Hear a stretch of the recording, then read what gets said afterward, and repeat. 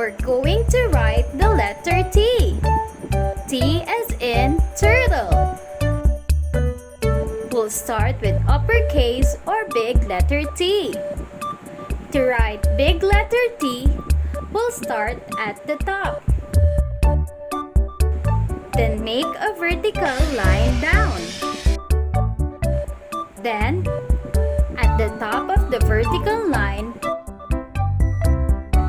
make a short horizontal line across. Let's do that again. From the top, make a vertical line down. Then make a short horizontal line at the top. Now you try.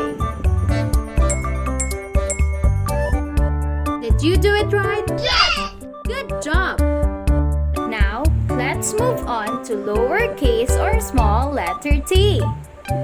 To write small letter t, from the top, make a vertical line down. Then, make a short horizontal line across at the middle line. Let's try that again.